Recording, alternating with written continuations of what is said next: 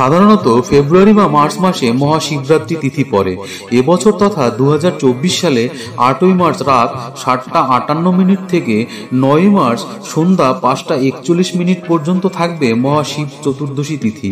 এ সময় সারা বিশ্বে হিন্দুরা শিব চতুর্দশী পালন করবে। শিবরাত্রি আসলে শিব এবং পার্বতীর মিলন উৎসব। ধ্বংসের দেবতা শিবের সাথে এ রাত্রে মিলন ঘটে প্রেম, সৌন্দর্য এবং উৎপাদন ক্ষমতার দেবী পার্বতী। দেবী পার্বতীর আরেক নাম শক্তি। শিব পার্বতী হলেন মিলন, প্রেম আর শক্তির আধার। মহাশিবরাত্রিতে কঠোর নিয়ম আচার এবং উপবাস পালনের রীতি রয়েছে। আমরা আজকে সেই নিয়ম আচার এবং শিবরাত্রির ব্রতকথা সম্পর্কে জানার চেষ্টা করব। ব্রতের নিয়ম। শিবরাত্রির আগে হবিষ্যন্ন বা নিরামিষ আহার করে রাত্রে বিছানায় না শুয়ে খড় বা কম্বলে শুতে হয়। ব্রতের দিন উপবাসী থেকে গঙ্গা মাটি বা শুদ্ধ মাটি দিয়ে 4টি শিব গড়ে 4 প্রহরে একটি করে পুজো করতে হয়। প্রতিষ্ঠিত শিব থাকলে তাতেই 4 প্রহরে 4 বার পুজো করতে হয়।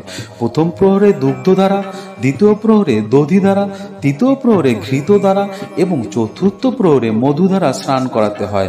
ব্রতের দিন সারা রাত জাগরণ করে পরদিন ব্রত কথা শুনে ব্রাহ্মণ ভোজন করিয়ে এবং সাধ্যমতো দক্ষিণা দিয়ে পালন করতে হয়।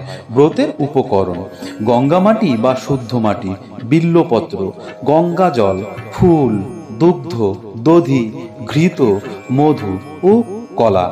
ব্রতের ফল: যজ্ঞের মধ্যে যেমন অশ্বমেধ যজ্ঞ, তীর্থের মধ্যে যেমন গঙ্গা, তেমনি ব্রতের মধ্যে শ্রেষ্ঠ হল শিব চতুর্দশী ব্রত। এই ব্রত পালন করলে ধর্ম, অর্থ, কাম, মোক্ষ চতুর্বিধ ফল লাভ হয়ে থাকে। পারণ মন্ত্র: সংসার ক্লেশ দগ্ধস্য ব্রত নানেন শঙ্কর, প্রসিদ সমুখ নাথ জ্ঞান দৃষ্টিপদ ভব। ব্রত কথা: বহুকাল আগে বারাণসীতে একটি ব্যাধ ছিল। দিনরাত্রি সে শুধু জীব হত্যা করত।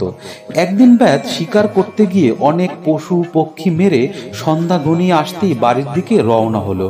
কিছুটা এগিয়ে যেতেই রাত্রি হয়ে গেল। অন্ধকার রাত্রি, পথ দেখা যাচ্ছে না। সে তখন একটি গাছের নিচে আশ্রয় নিল। কিন্তু গভীর জঙ্গলে হিংস্র জন্তু জানোয়ারের ডাক শুনে সে ভয়ে একটি গাছে উঠে তার ডালে মাংসের ঝোলা বেঁধে সেই ডালেই বসে রইল। গাছটি ছিল বেল গাছ। গাছের নিচে ছিল শিবলিঙ্গ। ব্যাধ গাছের ডালে বসে নড়ে চড়ে উঠতেই শিশির ভেজা একটি বেলপাতা খসে পড়ল সেই শিবলিঙ্গের মাথায়। সেদিন ছিল শিব চতুর্দশী। ব্যাধ ছিল উপবাসী, তাই শিবের মাথায় বেলপাতা পড়তে শিব সন্তুষ্ট হলেন। ব্যাধ কিছুই জানত না, তবু তার শিব চতুর্দশী ব্রতের ফল লাভ হলো। সকালে ব্যাধ বাড়ি ফিরে এলো। সবাই তার জন্য ভাবছিল। ব্যাধ ফিরে আসতেই তাকে তার বউ খেতে দিল। এমন সময় একজন অতিথি এলো। ব্যাধ কি ভেবে তার খাবারগুলো অতিথিকে খেতে দিল। তাতে তার পারণের ফলও লাভ হলো। কিছুদিন বাদে ব্যাধ অসুস্থ হয়ে মারা গেল। যমদূতরা তাকে নিয়ে যাওয়ার জন্য এলো। এমন সময় সেখানে শিবদূতরা এলো। দুদলের মধ্যে যুদ্ধ বেঁধে গেল। যমদূতরা হেরে গেল। শিবদূতরা ব্যাধকে কৈলাসে নিয়ে এলো। যমদূতরাও তাদের পিছু পিছু ধাওয়া করলো। কৈলাসের দ্বারে নন্দী পাহারা দিচ্ছিল। সে যমদূতদের কাছে ব্যাধের শিবরাত্রির কথা বলল। সব শুনে যমদূতরা ফিরে গেল, যমকে সব জানালো। যম বললেন, হ্যাঁ, যে শিব বা বিষ্ণুর ভক্ত আর যে শিব চতুর্দশী ব্রত করে এবং যে বারাণসীতে মারা যায় তার উপর আমার কোনো অধিকার থাকে না। তারপর থেকে এই ব্রতের কথা চারদিকে প্রচার হতে লাগলো। ধন্যবাদ সকলকে। ভিডিওটি ভালো লাগলে অবশ্যই চ্যানেলটি সাবস্ক্রাইব করবেন এবং নতুন নতুন ভিডিও পেতে আমাদের বেল আইকনটি অ্যাক্টিভ করে রাখবেন।